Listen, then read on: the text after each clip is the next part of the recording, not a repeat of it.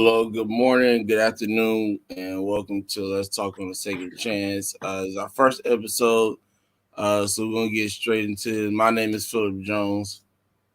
And my name is Tafaro Cook, two-time kidney transplant recipient and founder of Kidney Care Coaches, where we coach stage 3 people with stage 3 to stage 5 kidney disease. So if you know anyone that has those diseases, get in contact with us at www.kidneycarecoaches.com.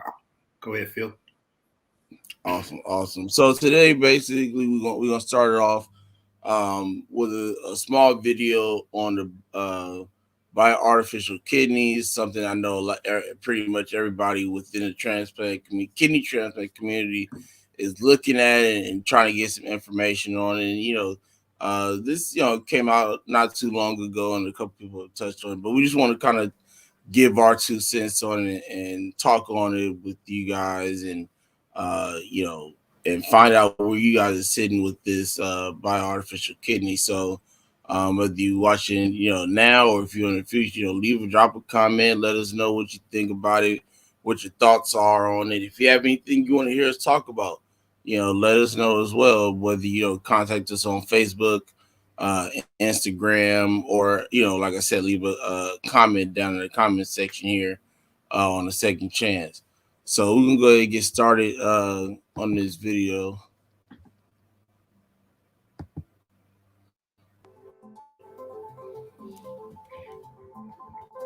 People living with kidney failure can soon look forward to a future without dialysis or an endless wait for a transplant organ. Combining continuous treatment with total mobility, the implantable bioartificial kidney will give patients back freedom and quality of life.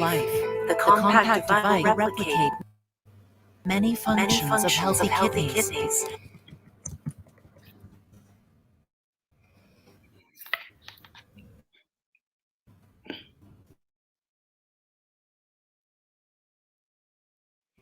It's echoing a little bit. Did it freeze? Kidneys and will not require immunosuppressants. The bioartificial kidney combines a mechanical hemofilter to remove toxins from blood and a bioreactor containing engineered renal tubule cells to maintain water volume, electrolyte balance, and metabolic functions. Highly efficient membranes constructed from semiconductor silicon wafers enable filtration without requiring pumps or electrical power, while protecting the renal cells from rejection by the patient's immune system. The biocompatible device attaches to the circulatory system and removes toxins to the bladder as waste.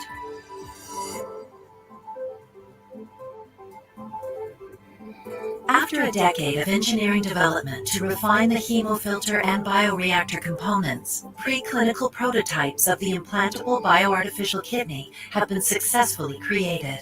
Cleanroom microfabrication processes have been established to reliably produce high-quality silicon membranes. Tissue culture protocols have also been optimized to reproducibly grow renal tubule cells and maintain their function. The silicon membranes were mounted in polycarbonate housing to construct hemofilters, and in similar fashion, bioreactors were assembled to immunoprotect the renal tubule cells. The hemofilter and bioreactor components were then connected to create bioartificial kidney prototypes for benchtop and preclinical testing. In proof-of-concept experiments, the hemofilter operated under blood pressure alone, without systemic anticoagulation, while the renal cells in the bioreactor remained alive and healthy without immunosuppression. Further improvements will scale up the prototypes with additional silicon membranes and renal cells, creating clinical devices that can demonstrate sustained treatment of kidney failure in human trials. The implantable bioartificial kidney will provide the therapy and mobility patients need to move beyond the burdens of dialysis and organ shortage, and once again enjoy the freedoms of everyday life.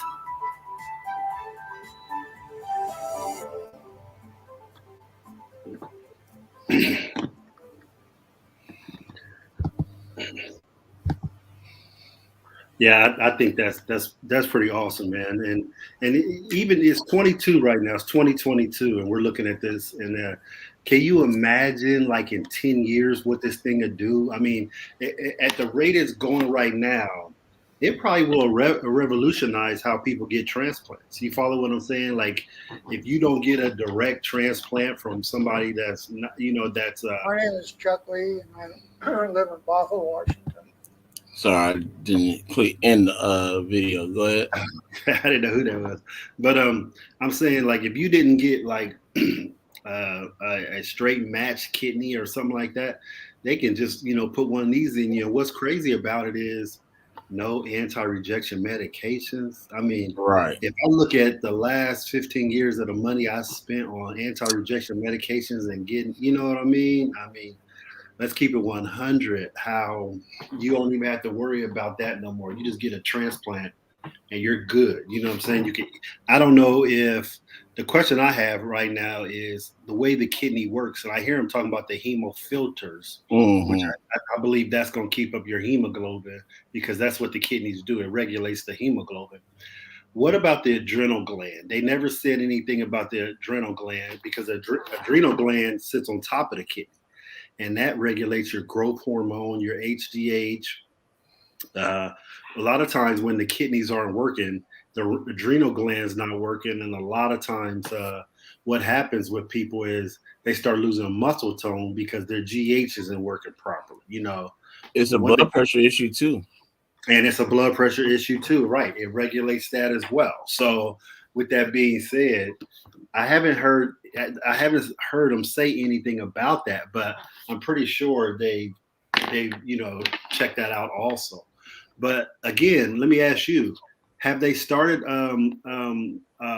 human putting them in humans yet? Have they started human trials? Not that I've, I'm still doing some more research because I do want us to continue to talk about this, throughout the weeks and during our weekly show and stuff like that. Now, something I need, we should keep up on, Yeah. and being informative to the public and stuff about. But it's interesting that you bring up the adrenal glands, and that's something that I actually should have thought about myself because, um, like you said, it regulates all these number of things, and and one of the biggest ones, like I mentioned just a few seconds ago, is the blood pressure, and that's the reason why they actually removed my kidneys to regulate my blood pressure because there were no any more adrenal glands on my kidneys, and it was actually causing my blood pressure to spike all the time. Mm. Like blood medications didn't matter, none of that. So when one of the nephrologists I see, I guess realizing, and that's the thing about doctors working together. You get different points of views of certain aspects and Right. come to a good, group decision and come up with the best care for that patient. And so they had to remove my transplanted one and my original kidneys because there were none So, there. so correct me if I'm wrong. Did they remove your native kidneys as well? Yes, they removed all three, the native Okay, ones and I the didn't know that. transplanted one. Okay, okay. So is this after the kidney failed? They went in and did that. Yes, yes. After it rejected and they really started noticing my blood pressure shooting up. All I was hitting the emergency room like two, 3 times a week.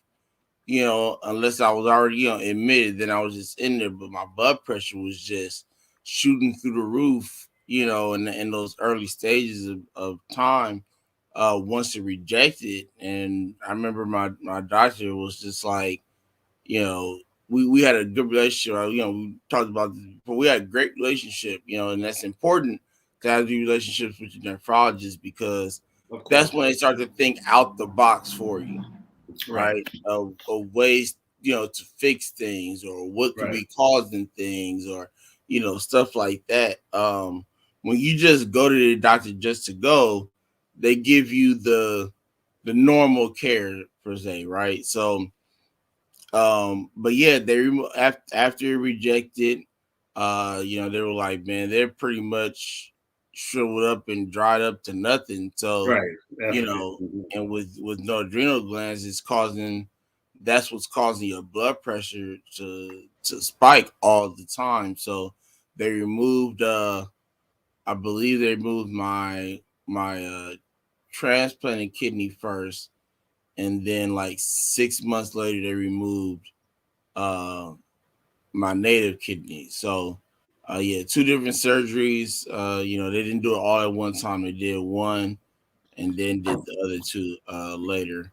But the one thing that I want to know about the bioartificial kidney is that will this still allow people to uh get an actual kidney? Are they able to stay on the list to still be able to receive a kidney? Because unless you come to us and tell us that this is something where something cannot go wrong, is something that you can keep for years and years and years and years and years in life without having to worry about, interchangeable parts and 15 billion surgeries in between time to make sure you can keep it up to date and stuff like that, you know, then, cool. But if I can't stay on a list, if this is not something that you can come to me and say, hey, this is a 100% guarantee great way to live. Like you said, no meds, stuff like that. And I've just been, if you could tell me that and tell me that I'm not going to need uh, a surgery where I got to get a new one put in or whatever, or I'm not going to, have to need an actual kidney after receiving this bioartificial one. You can tell me that I'm fine. But until you can guarantee me that, I'm not gonna have to have these, additional surgeries later and things, won't go wrong, which they will. It's, in the beginning, because nothing's perfect from day one. So it's gonna get to a point where you may have to, have these minor surgeries of changing certain parts. You'll find out that, after it's sitting there for a certain amount of time, it needs to be changed or whatever the case may be. I think those things have happened because it's so new that I don't think they could ever guarantee you anything like that. You know what I mean? Mm-hmm. They couldn't guarantee anybody that you're going to be able to stay on the transplant list. And the question you oppose, and I've heard you say this question a couple of times as we talked about this situation. You've always said, "I will do it if they let me stay on the transplant list to where I'm at, keep my level." And that's a question right there that I don't even think they even tried to answer that question. Because you bring up these questions, and we all, when we talk about it, even when I was on Mr. Kidney's show, we talk about it. It's so many new questions that they probably haven't even thought of these questions. And that question you bring up is probably the most prolific question from somebody waiting for a transplant. And then all of a sudden, okay, you get the biodegradable kidney, but what's my outcome on this? And what's it look like for me to get a human organ? What do I be able to stay on that list? Or I don't know any of those things. And it sounds like it will be a separate situation where you get this kidney. Or does the list automatically take you off, or do they keep you on? Do they, you know what I'm saying? There's so many questions that people are bringing up. Even when you talk about this situation, they're just coming up with questions that we haven't. I'm pretty sure they haven't even thought about those kind of things yet. So you would. I keep it real with you, man. I don't think that question can be answered for you. You follow what I'm saying? Not to be disrespectful or condescending with that, but I don't even. That would have to go through legislation and everything. That would be a big process, Phil, for that question to be answered. I just don't even know. For somebody to say yes, you can stay on the list. No, you can't stay on the list.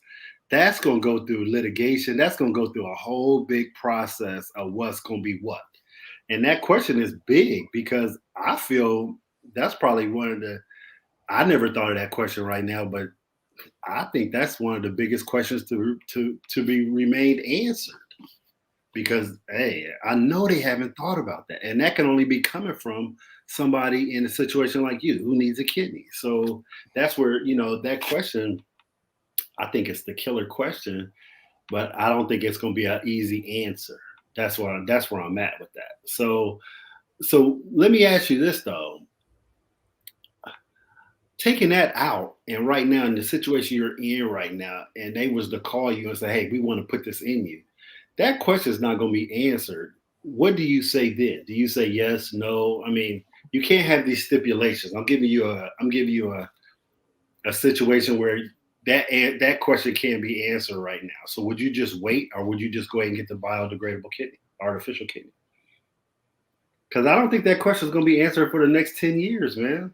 I keep it real. Yeah, it's not gonna be. Like you said, that's something that has to go through bills and things like signature, a billion signatures, and people looking at it and stuff like that. Which I understand. I understand how that And it stuff comes down to works. money too. Right. So I mean, but to answer your question, if I had to choose, I probably would go with it. If it's like a right now situation, and they're saying, "Hey, we want to try it on you, or a number of people or whatever," I'm probably gonna go with that, even if that means going back on dialysis at a later date, or whatever. When you've been on it for almost, shoot, 12 years, you know, to make that transition back, it's just different when the first time I did it was 6 months, right? And that was,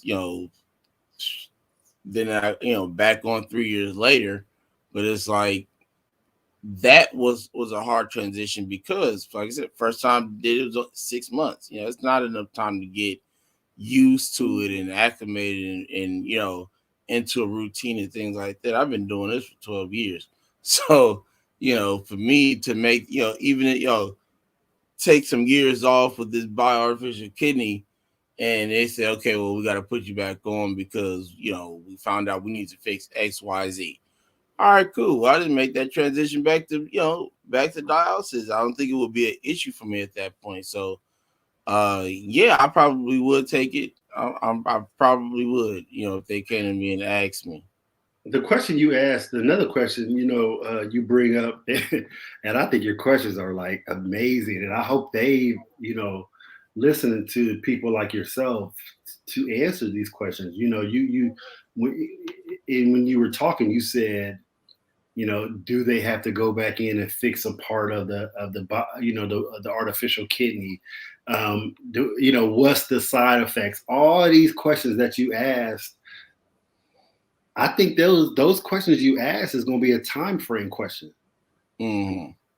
You feel where I'm going with Yeah. this, because nobody has ever had this kidney in them for a month that we know of already. No one's Right. even had this kidney in them for a year. For that, if we want to think about that. So, let's answer this question. Would this be similar to someone who receives a pacemaker for the heart? They too may knowledge to receive replacements in some instance, and that's true. Sometimes with pacemakers, people have these same challenges and everything. So where pacemakers fail also, but Right. the pacemaker. I don't know. Is the pacemaker the same thing as this? That's these questions are like remain to be answered. I think they're similar to each other in what they are used for. Um,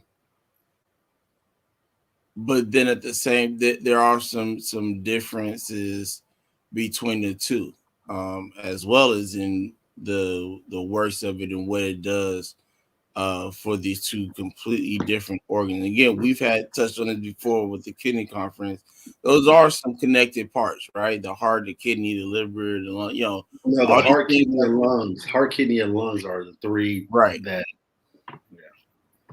So I think in a sense, uh, that there is some kind of similarities between those two things, the pacemaker and then the bioartificial kidney. But then I'm pretty sure that there are some differences as well, uh, that make them just two different things all at once. And it is a weird situation, because you're thinking about the functions of it and what it does for these organs, and you're like, oh, that pretty much sounds like the same thing. But then there's some things medically that happen because of the placement of these two things, where they're just like, that's kind of different at the same time. So um I'll definitely do some research. Please stick with us, and we'll definitely start addressing things of that nature as well. Also, it's actually a good question. That I mean, I think it's a wonderful question, and even with the pacemaker, it's still not perfect where they can go in and give it to you, and then you don't have any problems. We hear people having challenges with the pacemaker all the time. So right, right. So and yeah, I can look. I'll look into that. Try to hopefully within if not tomorrow morning and Wednesday when we get back on, and try to address that question for you. I'll see what I can get information wise for you. So we want to keep this segment of our show through the week kind of short, 20-30 minutes. So um we're gonna go ahead and end it right here. We can definitely pick this up tomorrow, Mr. Cook, if you want. yes, If there's definitely. something else we want to talk about. This is just a short, segment, like I said, for the week, for us to get, educational, informative, just have a conversation about transplant life, and, even stuff outside of transplant life, just kind of, and also just kind of say, hey, a second chance is here, and we try to make it a difference in people's lives, So, uh, again, thanks for joining us this morning, this afternoon, if you're on the Yes, East we Coast, appreciate it. and we will be back tomorrow. It's not a set time for tomorrow. Probably will be tomorrow in the morning. It's kind of probably what we're gonna, try to reach at time wise consistently. So we'll see you tomorrow, right here on the Second Chance. Have a wonderful, wonderful day, and we will see you. Peace.